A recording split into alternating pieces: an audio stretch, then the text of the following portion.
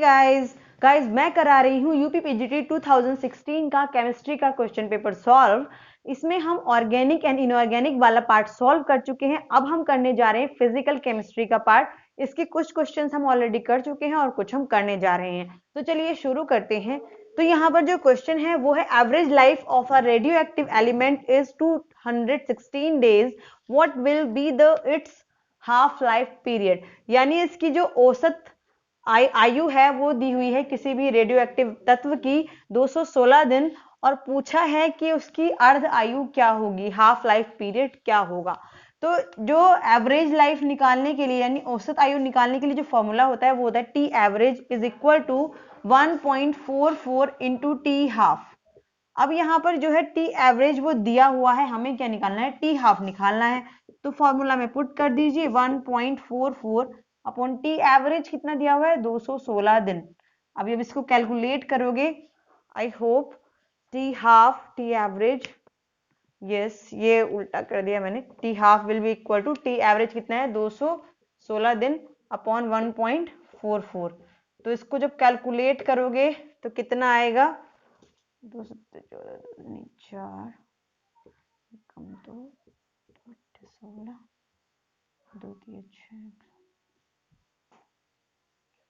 4 4 32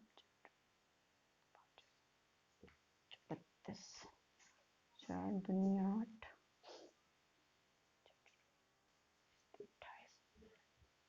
और 0 0। अब इसको 2 9 18 या 3 6 18 3 9 27 और 3 2 6 3 3 9 और 2 ये हो गया 150। कहाँ है बी, इसका आंसर होगा क्या होगा 150 days will be the answer of this question. I hope इसका आंसर क्लियर होगा। अब देखते हैं नेक्स्ट क्वेश्चन। अब ये नेक्स्ट क्वेश्चन है यानी क्वेश्चन नंबर 32। इसमें हमें क्या बताना है, इसकी वैल्यू बतानी है क्या होगी इनमें से। अब हमें पता है जो गिब्स फ्री एनर्जी वाला फॉर्मूला होता है उसके लिए फॉर्मूला क्या होता है, delta G is equal to minus n E not F, यही होता है फॉर्मूला। ठीक है, अब यहाँ पर ये जो है यानी हमें बतानी किसकी वैल्यू है, इसकी E not F delta G upon F E naught की।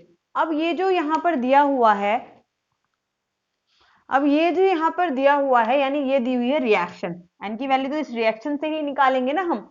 तो इस रिएक्शन में हम क्या देखते हैं, यानी एन की वैल्यू क्या होती है, यानी नंबर ऑफ इलेक्ट्रॉन्स जो यूज होते हैं। तो नंबर ऑफ इलेक्ट्रॉन जो इस रिएक्शन में अगर हम देखें वो साफ साफ दिए हुए हैं, कितने 4 इलेक्ट्रॉन यूज हो रहे हैं, यानी कि 4 इलेक्ट्रॉन, यानी एन की वैल्यू कितनी है 4 है।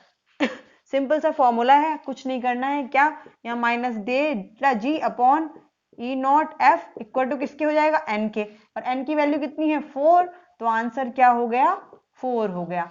आई होप बहुत ही सिंपल सा क्वेश्चन था, इसका आंसर क्लियर होगा। अब देखते हैं नेक्स्ट क्वेश्चन। अब यहाँ पर एक क्वेश्चन दिया हुआ है, ये हिंदी में इसका क्या होगा, हिंदी में होगा ये साबुन के जलीय सॉल के कोलाइडल कण होते हैं, ये हमें बताना है, यानी colloidal particles of soap in water are, ये बताना है। अब जो सोप है उसका फॉर्मूला क्या होता है, C17H35 COO minus Na+, sodium या फिर पोटेशियम का सॉल्ट होता है। ठीक है, अब जब इसे वाटर में डिसॉल्व करते हैं तो इसका जो स्ट्रक्चर है कुछ ऐसे होगा, 1 2 3 कितने हो गए होंगे, 1 2 3 4 5 6 7 8 9 10 11 12 13 14 15 16 17 और ये COO माइनस Na+, ये हो गया सोप का। अब इसको जब ये वाला जो पार्ट है, ये वाला पार्ट कहलाता है हाइड्रोफोबिक पार्ट, यानी पानी से डर। हाइड्रो का मतलब क्या हो गया, पानी से डरने वाला, यानी फोबिक माने फोबिया बोलते हैं ना, हाइड्रोफोबिया, हाइट से भी फोबिया होता है लोगों को, यानी ऊंचाई से डर लगता है, पानी से डर लगता है, तो हाइड्रोफोबिया। ठीक है, तो ये हो गया हाइड्रोफोबिक पार्ट, जो ये कार्बन हाइड्रोजन वाला पार्ट है, और ये हो गया हाइड्रोफिलिक, इसको पानी से प्यार है, हाइड्रोफिलिक पार्ट। अब इसको जो पानी में डिसॉल्व करते हैं तो ये एक मिसाइल की फॉर्मेशन करता है, जो सोप सॉल्यूशन होता है। तो जो अब क्रिटिकल मिसाइल कॉन्सेंट्रेशन या फिर क्राफ्ट टेम्परेचर के उतने डिटेल में नहीं हम जाएंगे, तो यहाँ पर इसने बोला है कि इसका जो सोप सेल होता है इन वाटर आर कैसा होता है, पानी में घोलेंगे तो कैसा होगा। पानी से इस वाले पार्ट को तो डर लगता है, ठीक है। तो इनिशियली जब हम पानी में डालते हैं तो क्या होता है, यानी यहाँ पर मैं बना देती हूँ, यहाँ तो दिख रहा होगा आपको, इधर बना देती हूँ। जैसे इनिशियली जब हम पानी में यहाँ पर डाल रहे हैं ऐसे, तो यहाँ पर इस तरह से ये माइनस वाला पार्ट जाएगा, क्योंकि इसको तो पानी से प्यार है ना, हाइड्रोफिलिक वाला पार्ट है। तो ये तो हो गया हाइड्रोफिलिक वाला पार्ट, फिलिक पार्ट। और ये जो पूंछ है ये ऐसे ऐसे हो जाएगी हाइड्रोफोबिक वाला, इसको तो पानी से डर लग रहा है ना, तो दूर रहेगा पानी से। लेकिन अब CMC क्रिटिकल मिसाइल कॉन्सेंट्रेशन या फिर अब क्राफ्ट टेम्परेचर, ये क्या हो जाता है, अब ये जो फॉर्म करेगा वो मिसाइल की फॉर्मेशन करेगा। मिसाइल फॉर्मेशन में क्या होगा, यहाँ पर यानी कि ये जो नेगेटिव पार्ट है वो इस तरह से चारों तरफ से इस तरह से हो जाएंगे पानी में, और जो पॉजिटिव वाला पार्ट है ये आपस में इस तरह से, पानी से डर है ना इसे, और नेगेटिव वाला पार्ट ये यहाँ आ गया, ये हो गया जी पानी। तो CMC की फॉर्मेशन, ये मिसाइल की फॉर्मेशन कर रहे हैं यहाँ पर। तो ये जो है यानी कि एक तरह से क्या होता है, यानी कि सोप सॉल्यूशन वाटर में सोप सेल जो बनता है वो बनता है नेगेटिवली चार्ज। देख सकते हो आप, ये नेगेटिव चार्ज है, तो ये कैसा बन रहा है, नेगेटिवली चार्ज बन रहा है। तो इसका आंसर क्या हो जाएगा, इसका आंसर हो जाएगा ए। आई होप इसका आंसर क्लियर होगा। अब बढ़ते हैं नेक्स्ट क्वेश्चन की तरफ। नेक्स्ट क्वेश्चन है, हमें बताना है the value of resonance energy of any resonance hybrid. अब हिंदी में इसमें क्या है, हमें क्या बताना है, हिंदी में है ये, किसी अनुनाद प्रसंकर के अनुनाद ऊर्जा का मान। पहला ऑप्शन है निरपेक्ष होता है, दूसरा है सापेक्षिक होता है, तीसरा है पूर्वानुमान नहीं किया जा सकता, और फोर्थ है हमेशा निम्न स्तर पर होता है। ठीक है, ये तो था हिंदी में। इंग्लिश में यानी कि एन एब्सोल्यूट वैल्यू होती है, या फिर रिलेटिव वैल्यू होती है, या अनप्रिडिक्टेबल है, या फिर ऑलवेज एट लोअर साइड होता है। तो जो रेजोनेंस हाइब्रिड होता है वो रिलेटिव वैल्यू होती है, रिलेट करते हैं रेजोनेंस हाइब्रिड की एनर्जी को। ठीक है, यहाँ आप ये भी नहीं कह सकते कि हमेशा लोअर ही होगी, या अनप्रिडिक्टेबल भी नहीं बोल सकते हो। तो क्या होगी, आर रिलेटिव वैल्यू। तो इसका आंसर क्या होगा, बी होगा। ऐसे ही ये याद करने वाला आंसर है, इसमें कुछ कैलकुलेट नहीं करना है। अब देखते हैं नेक्स्ट क्वेश्चन। नेक्स्ट क्वेश्चन है, if for the homogeneous reaction, ये रिएक्शन दी हुई है होमोजीनियस, उसमें value delta H enthalpy change की दी हुई है, एंट्रोपी चेंज की इतनी दी हुई है, then what will be the value of equilibrium, temperature की वैल्यू बतानी है, टी बताना है एट इक्विलिब्रियम। और हिंदी में क्या होगा इसका, हिंदी में होगा यदि समांग अभिक्रिया जो अभिक्रिया है के लिए डेल्टा एच की वैल्यू इतनी है, डेल्टा एच की इतनी है, तो साम्य ताप का मान क्या होगा। अब यहाँ पर भी जो गिब्स फ्री एनर्जी की हम इक्वेशन लगाते हैं वो क्या होती है, delta G is equal to delta H minus T delta S, ये होती है इक्वेशन। अब यहाँ पर एट इक्विलिब्रियम पर क्या होता है, जो गिब्स फ्री एनर्जी है वो क्या होगी, delta G will be equal to zero at equilibrium. अब जब delta G equal to zero होगा तो delta H will be equal to T delta S हो जाएगा। अब डेल्टा एच की वैल्यू कितनी दी हुई है, ये दी हुई है, कितनी है ये, delta H equal to -30 kilo joule per mole. अब ये जो किलो जूल है और ये दिया हुआ है जूल में, तो इसको जूल में बदल लो, -30 इंटू 10⁻³ जूल पर मोल। डेल्टा एच की वैल्यू होगी, डेल्टा एस की यदि, तो हमें टी इक्विलिब्रियम यहां से निकालेंगे, तो delta H divided by delta S, delta H कितना है, -30 इंटू 10⁻³ डिवाइडेड बाय, नीचे है हमारा ये 100 जूल पर केल्विन मोल, तो जूल पर मोल से तो ये जूल पर मोल कट जाएगा, ऊपर केल्विन आ जाएगा। ठीक है, तो ये हो गए इतने। अब माइनस में है, ये भी माइनस से माइनस कट गया, 2 0 से 2, ये आ जाएगी 300 केल्विन। जो वैल्यू हमें निकालनी किस में है, डिग्री सेंटीग्रेड में दी हुई है, तो 300 माइनस 273 कितना आ जाएगा, माइनस के 27 डिग्री सेंटीग्रेड, तो सॉरी नॉट माइनस के, प्लस के ही आएंगे, प्लस का है ना, 27 डिग्री सेंटीग्रेड टी इक्विलिब्रियम पर। तो कहां पर है 27 डिग्री सेंटीग्रेड, यानी कि option D is the correct answer. I hope इसका आंसर भी क्लियर होगा। अब देखते हैं नेक्स्ट क्वेश्चन को। अब नेक्स्ट क्वेश्चन में हमें रिएक्शन दी हुई है, जो एक चीज इसमें याद रखनी है, अब ये जो रिएक्शन है यहाँ पर जो लीटर यानी वॉल्यूम क्या हो गया, आधा हो गया, यानी हाफ लीटर में दी हुई है, हाफ लीटर वेसल्स में the number of moles present at equilibrium ये बताने हैं। आर 1 मोल ऑफ ए के कितने हैं, 2 मोल हैं, 2 मोल ऑफ बी है और 1 मोल ऑफ ए है। यानी जो रिएक्शन है ए बी एंड सी, यानी 1 मोल इसके हैं। अब ये आई थिंक ए और बी दोनों गैसेस फॉर्म में, नो ये जो बी है ये सॉलिड फॉर्म में है, ये चीज याद रखनी, सॉलिड है, तो ये गैस है और ये सॉलिड फॉर्म में है और ये भी गैस है।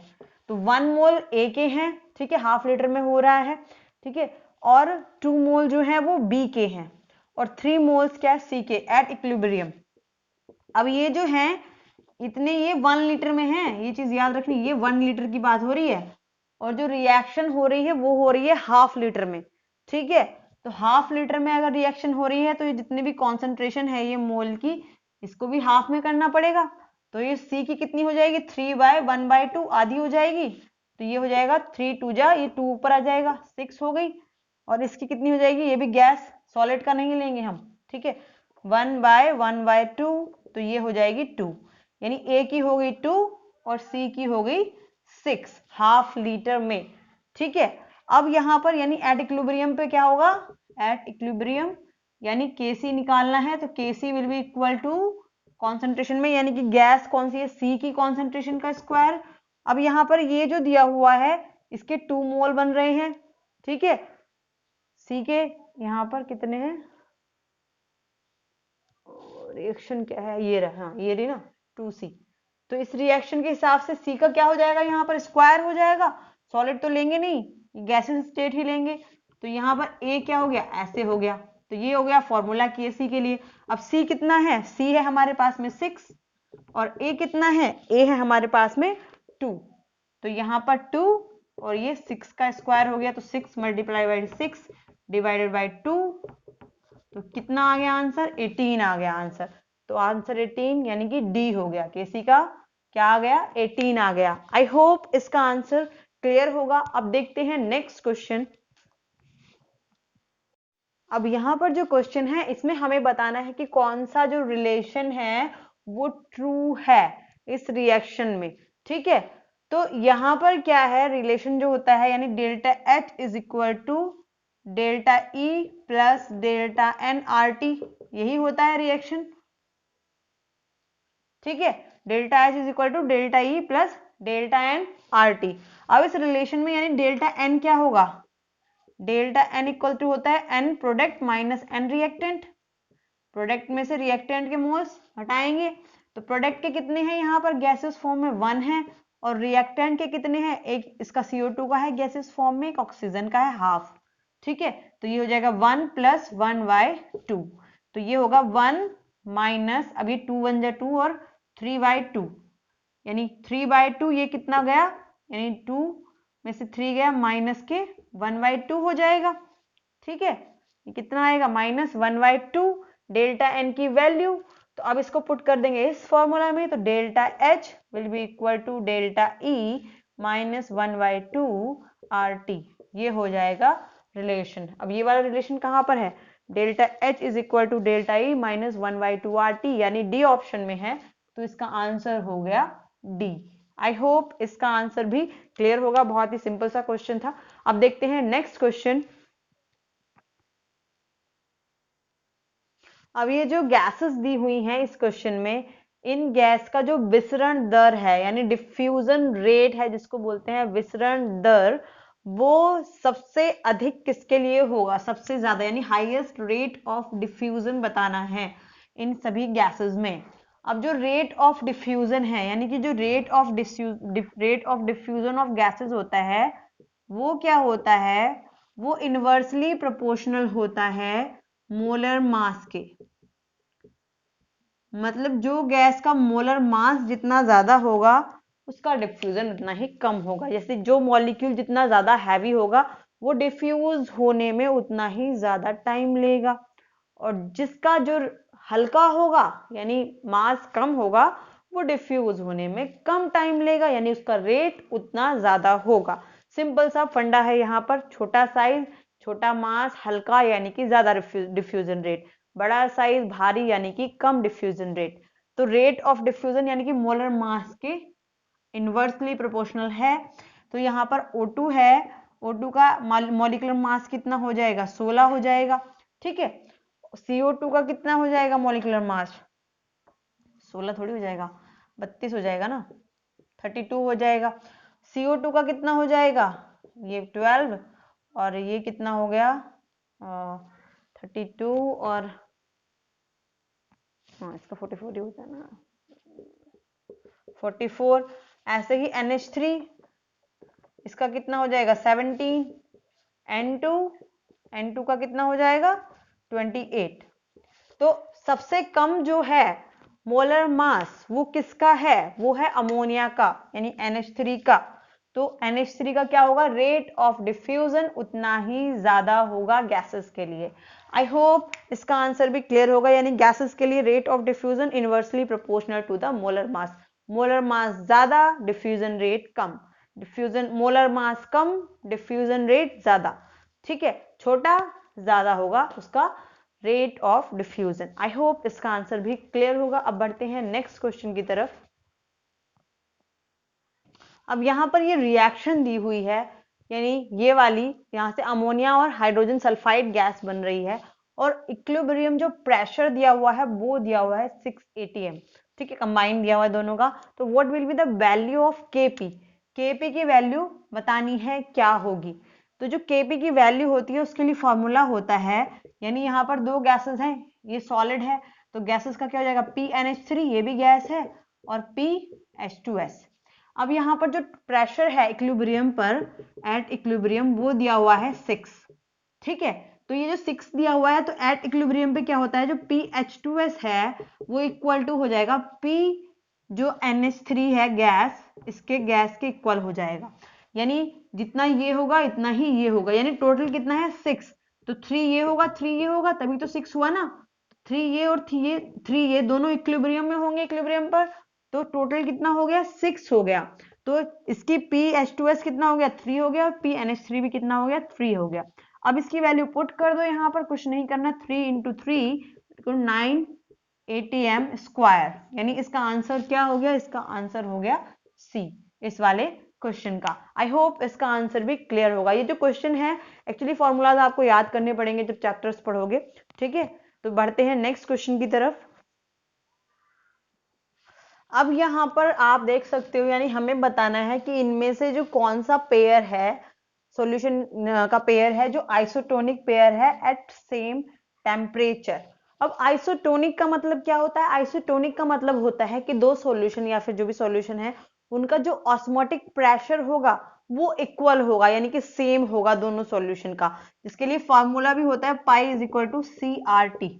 यानी अब जब ऑस्मोटिक प्रेशर सेम होगा तो उसकी जो कॉन्सेंट्रेशन होती है उन सॉल्यूशन की, यानी अगर दो सॉल्यूशन है तो उनकी जो कॉन्सेंट्रेशन होगी वो भी सेम ही होगी एट द सेम टेम्परेचर। यानी एट द सेम टेम्परेचर दोनों सॉल्यूशन का प्रेशर भी सेम होगा through the semi permeable membrane, और उनका जो टेम्परेचर यानी उनकी जो कॉन्सेंट्रेशन होगी वो भी सेम होगी।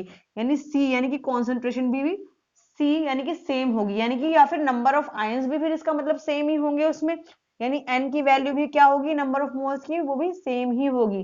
तो यहाँ पर आप देख सकते हो ये जो सॉल्यूशन है यानी 0.1 m ग्लूकोज, और यहाँ पर दिया हुआ है ये KCl, यानी K प्लस और Cl माइनस, दो आयन हो गए यहाँ पर, और ये एक ही है ग्लूकोज, इसके लिए एक ही, यहाँ पर भी ग्लूकोज आ गया, और MgCl2 यानी कि 3 आ गए, एक Mg2 प्लस हो गया और दो Cl माइनस हो गए, तो यहाँ भी डिफरेंट होगी। यहाँ पर ये KCl है और ये K2SO4 है, यानी कि यहाँ पर दो आयन हो गए K प्लस और Cl माइनस, और यहाँ पर 3 हो जाएंगे। ठीक है, N की वैल्यू यहाँ पर 3 आ जाएगी।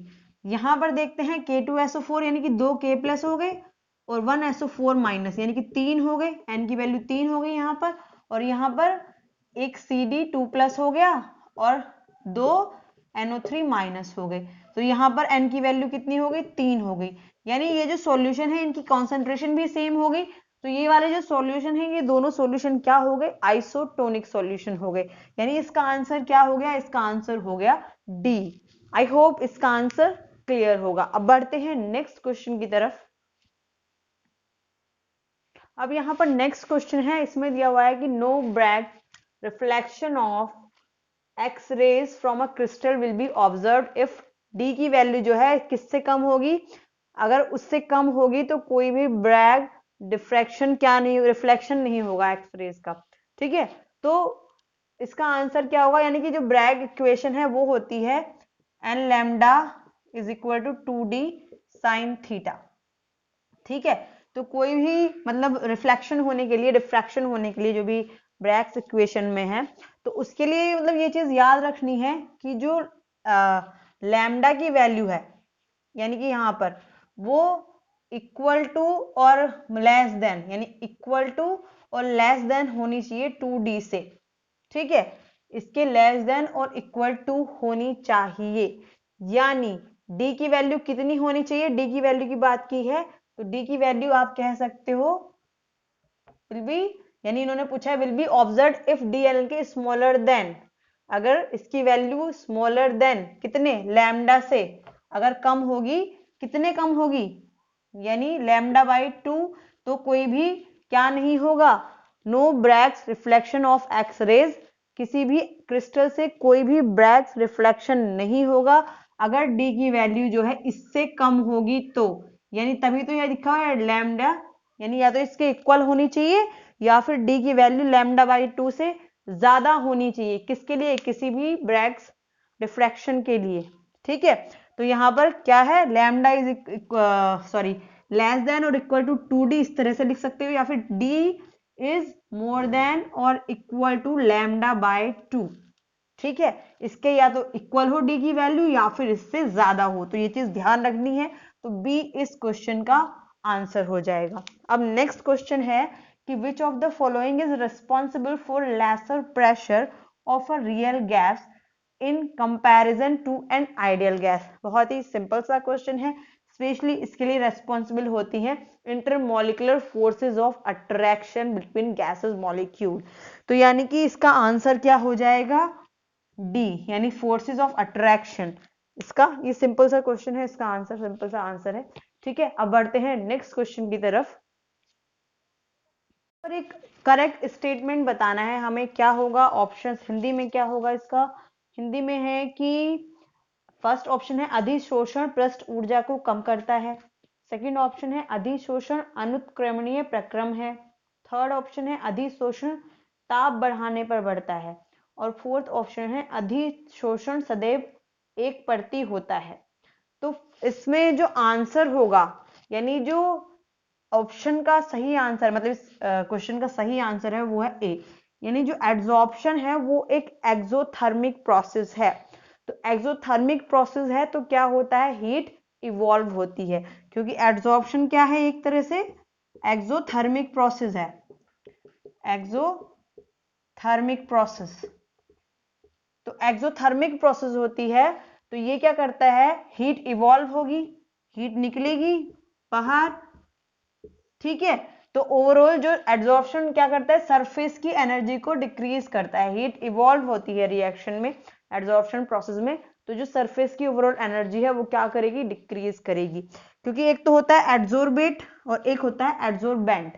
तो एड्सोर्बेंट यानी कि आकर जो चिपकता है सरफेस पर, और एड्सोर्बेट जो होता है जो सरफेस पर चिपका रहा है, चिपकाने वाला यानी बॉन्ड बनाने वाला, और जो बन रहा है वो हो गया, मतलब आगे जो चिपक रहा है वो हो गया एड्सोर्बेंट। तो जब ये आपस में बॉन्ड बनाने की फॉर्मेशन करते हैं, बॉन्ड फॉर्मेशन करते हैं, तब भी कहीं ना कहीं आप कह सकते हो जो फोर्सेस हैं वो भी कहीं ना कहीं डिक्रीज होती हैं इस प्रोसेस में। आई होप इस क्वेश्चन का आंसर क्लियर होगा, क्योंकि ये एक्सोथर्मिक प्रोसेस है, तो एक्सोथर्मिक प्रोसेस होने की वजह से जो हीट है वो रिलीज होती है, तो उसकी वजह से ओवरऑल जो भी सरफेस की एनर्जी है वो डिक्रीज हो जाती है। इसका आंसर क्लियर होगा। अब बढ़ते हैं नेक्स्ट क्वेश्चन की तरफ। अब नेक्स्ट क्वेश्चन है यहाँ पर मोलर आयनिक कंडक्टेंस, यानी हिंदी में इसका होगा HCl की 0.1 m बिलियन की मोलर चालकता, यानी delta M 412 siemens metre square mole inverse है, जो H+ की ट्रांसपोर्ट संख्या 0.825 है। Cl- की मोलर आयनिक चालकता निम्न में क्या होगी, यानी the molar conductance lambda m of, ये इतनी दी हुई है सॉल्यूशन की, कितने 412 यानी 412 एंड ट्रांसपोर्ट नंबर जो है H+ का वो इतना दिया हुआ है, ठीक है, यानी लैम्डा m दिया हुआ है कितना 412 और T+ एक तरह से दिया हुआ है कितना 0.825, ठीक है। तो विच of the following the molar ionic conductance Cl- की बतानी है, यानी लैम्डा Cl- हमें बताना है और लैम्डा H+ ये भी अभी हमें नहीं पता। अब ये जो होता है ट्रांसपोर्ट नंबर हमें H+ यानी पॉजिटिव चार्ज का दिया हुआ है, एक तरह से मैं यहाँ माइनस लिख देती हूँ, ये माइनस और ये प्लस, H के लिए प्लस लिख देती हूँ, यानी Cl- के लिए मैंने माइनस लिख दिया और H+ की जगह प्लस लिख दिया, ठीक है। तो T+ यानी कि ट्रांसपोर्ट नंबर इक्वल टू, अगर पॉजिटिव का निकालना है कैटायन का तो प्लस ऊपर आएगा T+ plus lambda, lambda plus और लैम्डा माइनस, ये फॉर्मूला होता है। तो अब लैम्डा मोलर कितना दिया हुआ है, ये इक्वल टू होता है लैम्डा प्लस के प्लस लैम्डा माइनस के, ठीक है। तो अब लैम्डा मोलर यहां पर दिया हुआ है इतना, प्लस और माइनस कितना है ये 412। अब लैम्डा प्लस हमें निकालना है, T+ है 0.825, लैम्डा प्लस निकालना है, इसकी वैल्यू दी हुई है कितनी 412, तो आपका लैम्डा प्लस आ जाएगा, दिखाई दे रहा होगा नीचे शायद, हाँ लैम्डा प्लस आ जाएगा ये 0.825 और मल्टीप्लाइड बाय 412, ये आ गई लैम्डा प्लस की वैल्यू। अब हमें निकालनी है लैम्डा माइनस की वैल्यू। अब इसका मल्टीप्लिकेशन करेंगे तो क्या आएगा, ये आएगा 339, मैं लिख दे रही हूँ 339 आई थिंक 90, इसका आ जाएगा ये, ठीक है। ये आ गया हमारे पास में लैम्डा प्लस यानी कि लैम्डा H+। अब हमें निकालना क्या है लैम्डा माइनस, इस वाले फॉर्मूला में पुट कर दो सिंपली, लैम्डा m की वैल्यू कितनी दी हुई है 412 दी हुई है, ठीक है, और लैम्डा H+ यानी प्लस हमने निकाला है 339.9 और प्लस लैम्डा माइनस हमें निकालना है, तो लैम्डा माइनस इक्वल हो गए 412 माइनस 339.9, माइनस करेंगे तो ये आएगा अराउंड 72 के आसपास, यानी बी इसका आंसर हो गया लैम्डा माइनस का, ठीक है, यानी 72 आ जाएगा, खुद भी करके देख लो, 412 339.9, 10 में से 2 गया 9 गया 1, 11 में से 9 गया 2 और यहाँ 10 में से 3 गया, क्या बचा 7, 72.1 के आसपास इसका आंसर आ जाएगा, यानी ये हो गया इसका आंसर। आई होप क्लियर होगा इसका आंसर भी। अब बढ़ते हैं नेक्स्ट क्वेश्चन की तरफ। अब ये है नेक्स्ट क्वेश्चन, हमें इसे बताना है कि हाईएस्ट कोएगुलेटिंग पावर किसकी होगी AS2S3 के लिए। अब हिंदी में क्या होगा ये, यानी हिंदी में हो जाएगा आई थिंक ये निम्नलिखित में से किसकी एक AS2S3 कोलाइड के लिए सबसे अधिक स्कंदन क्षमता होगी, स्कंदन क्षमता यानी कोएगुलेटिंग पावर बतानी है। अब यहाँ पर जो AS2S3 है ये होता है नेगेटिव सोल, ये आता है किसमें नेगेटिव सोल में, ठीक है। अब अकॉर्डिंग टू हार्डी स्कूलजे रूल, इसके हिसाब से यानी जैसे जो कैटायन होगा उस पर या फिर एनायन होगा उस पर जितना ज्यादा चार्ज होगा उतनी ज्यादा उसकी कोगुलेटिंग पावर होगी, यानी जो अब नेगेटिव को कोलाइड के लिए किसका यूज होगा पॉजिटिव का कोगुलेशन के लिए और पॉजिटिव के लिए नेगेटिव का, तो क्योंकि AS2S3 जो है नेगेटिवली चार्ज है तो इसके लिए पॉजिटिवली चार्ज हमें वो चाहिए होगा कोगुलेटिंग एजेंट जो चाहिए होगा, तो यानी कि सबसे ज्यादा किसकी होगी जैसे Al3+ की, क्योंकि इसके ऊपर 3+ पॉजिटिव चार्ज है, फिर Ca2+ की, ऐसे ही इससे और नीचे जाएंगे उसकी और कम हो जाएगी, जैसे Na+ यानी कि कैटायन की उसकी और कम हो जाएगी, यानी सबसे ज्यादा चार्ज वाले की सबसे ज्यादा हो जाएगी, ठीक है। तो यहां पर जो आंसर होगा Na+ ही है जैसे, हाँ, तो यहां पर जो आंसर होगा वो होगा Al3+, क्योंकि ये हो गया, क्योंकि बाकी तो ये नेगेटिवली चार्ज है ना, ये तो वैसे कैंसिल हो गए, और इन दोनों में अगर देखें चार्ज किस पे ज्यादा है Al3+ पे ज्यादा है इससे, तो Al3+ पे चार्ज ज्यादा है तो इसकी कोगुलेटिंग पावर भी ज्यादा होगी, ठीक है। तो यानी कि AS2S3 जो है ये नेगेटिवली चार्ज कोलाइड है, तो इसके लिए क्या चाहिए होगा हमने पॉजिटिवली चार्ज चाहिए होगा कोगुलेशन के लिए, तो पॉजिटिवली चार्ज आयन कौन सा Al3+, तो इसका आंसर क्या हो गया, बी हो गया। आई होप इसका आंसर क्लियर होगा। अब बढ़ते हैं नेक्स्ट क्वेश्चन की तरफ। अब नेक्स्ट क्वेश्चन है, गोल्ड नंबर दिया हुआ है colloidal solution A B C के लिए। ये यहां पर क्या दिए हुए हैं, गोल्ड नंबर, ठीक है। हिंदी में क्या बोलेंगे इसको, हिंदी में बोलेंगे कोलाइडल बिलियनों ए बी सी के लिए स्वर्ण संख्या क्रम से 1 इतने इतने दी हुई हैं। इन कोलाइडी विलियनों की रक्षा शक्ति का अनुपालन कोटि होगी, रक्षा शक्ति की अनुपालन कोटि होगी, यानी प्रोटेक्टिव पावर बतानी है। अब जो गोल्ड नंबर है, ये चीज याद रखना, इसके लिए गोल्ड नंबर इनवर्सली प्रोपोर्शनल होता है प्रोटेक्टिव पावर के। मतलब जिसका जितना ज्यादा गोल्ड नंबर होगा उतनी कम उसकी प्रोटेक्टिव पावर होगी। प्रोटेक्टिव पावर ज्यादा, गोल्ड नंबर कम, इनवर्सली प्रोपोर्शनल होता है।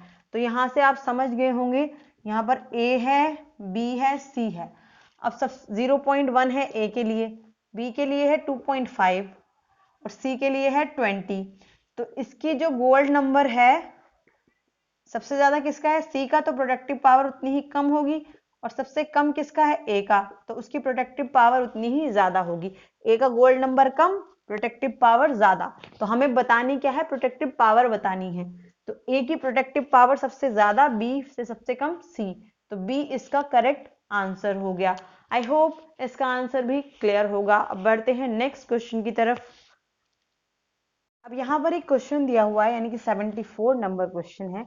इसमें जो वेपर प्रेशर दिया हुआ है प्योर लिक्विड ए का, वो है 40 mmHg and a solution B prepared in A, यानी एक सॉल्यूशन बी प्रिपेयर किया गया है ए में सेम टेम्परेचर पर, उसका वेपर प्रेशर 20 mmHg है। Then what will be the mole fraction of A, यानी ए का मोल फ्रैक्शन बताना है।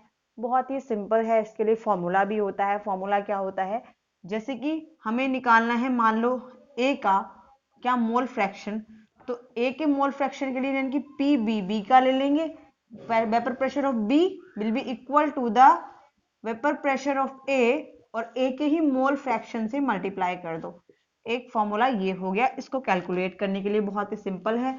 तो इसका बी का जो वेपर प्रेशर है वो दिया हुआ है 20 mmHg, और जो ए है उसका वेपर प्रेशर दिया हुआ है 40 mmHg। तो एक्स ए निकल कर आ जाएगा, तो एक्स ए आएगा 20 डिवाइडेड बाय 40, यानी 2, ये जाएगा 0.5। ठीक है, तो इसका आंसर हो गया ए, यानी 0.5 निकल कर आ जाएगा इसका आंसर। ठीक है, आई होप इसका आंसर क्लियर होगा। कैसे करना है, एक फॉर्मूला और होता है कि P nought minus P S upon P nought equal to X, जिसका भी मोल फ्रैक्शन निकाल रहे हैं। ठीक है, तो वो भी एक फॉर्मूला होता है, लेकिन ये भी सिंपल है, तो इससे कैलकुलेट कर लेंगे। आई होप इसका आंसर जो है वो क्लियर होगा। अब बढ़ते हैं नेक्स्ट क्वेश्चन की तरफ। अब ये जो क्वेश्चन है, यानी कि वॉन डेर वाल कांस्टेंट ए की वैल्यू दी हुई है गैसेस के लिए इतनी इतनी करके, ठीक है, और हमें बताना है कि कौन सी गैस जो है इजीली लिक्विफाइड हो जाएगी। अब जो वॉन डेर वाल यानी कि रियल गैस होती है, वो आइडियल गैस से डिफरेंट बिहेवियर शो करती है। ठीक है, और जो रियल गैस की जो भी प्रॉपर्टीज हैं उनको क्वांटिफाई करने के लिए ए और बी यानी कि दो गैस कांस्टेंट यूज होते हैं, A and B, real gas equation में। ठीक है, तो जो ए यानी कि वॉन डेर वाल गैस कांस्टेंट है स्मॉल ए, वो क्या होता है, उसकी वैल्यू जितनी ज्यादा होती है किसी भी गैस के लिए, उस गैस को इजिली लिक्विफाई किया जा सकता है, यानी ज्यादा प्रेशर अप्लाई नहीं किया जाता गैस को गैस से लिक्विड में कन्वर्ट करने के लिए, यानी कि इजिली लिक्विफाई किया जा सकता है, जिसके लिए वॉन डेर वाल गैस कांस्टेंट ए की वैल्यू ज्यादा होती है। तो यहाँ पर वैल्यूज दी हुई है, नाइट्रोजन की कितनी है 1.39, ऑक्सीजन की कितनी है 1.36, और अमोनिया की कितनी है 4, और क्या कहते हैं मीथेन की कितनी है 2.25, यानी कि अमोनिया यानी कि 4 सबसे ज्यादा है। तो इसका मतलब जो अमोनिया है उसको इजिली क्या किया जा सकता है, लिक्विफाई किया जा सकता है, यानी कि ए यानी इसकी वैल्यू जितनी ज्यादा होगी, ठीक है, तो ईज ऑफ लिक्विफिकेशन उतना ही ज्यादा होगा, यानी गैस को इतनी ही इजिली लिक्विफाई किया जा सकता है। इसकी वैल्यू जितनी ज्यादा उतना इजिली गैस को गैस से लिक्विड में कन्वर्ट किया जा सकता है लो प्रेशर पर भी। आई होप इसका आंसर क्लियर होगा। बहुत ही सिंपल सा क्वेश्चन था। अब बढ़ते हैं नेक्स्ट क्वेश्चन की तरफ। अब नेक्स्ट क्वेश्चन है, ये जो दिया हुआ है इसमें हमें बताना है क्या इस अभिक्रिया का डेल्टा एच इनमें से किस पर आश्रित नहीं है, यानी किस पे डिपेंडेंट नहीं होती है डेल्टा एच की वैल्यू। तो डेल्टा एच क्या है, एक स्टेट फंक्शन है। क्योंकि ये स्टेट फंक्शन है तो ये जो है इनिशियल स्टेट और फाइनल स्टेट पर डिपेंड करता है। ठीक है, पाथ से इसका कोई मतलब नहीं होता कि कैसे कोई रिएक्शन हो रही है या कोई भी चीज कैसे कैसे फॉलो किया जा रहा है। यानी कि हम ऊपर जीने से चढ़े, पहली पहाड़ी पे जब हमने अपना कदम रखा और लास्ट पहाड़ी पे जब हमने अपना कदम रखा, तो ये इसको पहली और आखिरी से मतलब होता है। बीच में कितनी सीढ़ियां चढ़ी हमने उससे उसे कोई मतलब नहीं होता। यानी कि वो सीढ़ियां चढ़ने के लिए हमने कौन सा पाथ फॉलो किया उससे जो है जो एंथैल्पी चेंज है उसको कोई मतलब नहीं होता। वर्क को मतलब होता है, हीट को मतलब होता है। तो वो एक अलग अलग वो है। यहाँ पर ये पूछ रहा है एंथैल्पी के बारे में, एंथैल्पी चेंज के बारे में। तो ये किस पर इंडिपेंडेंट पूछा हुआ है, नहीं डिपेंड करता है, पाथ पर डिपेंड नहीं करता है। आई होप इसका आंसर क्लियर होगा। Thank you.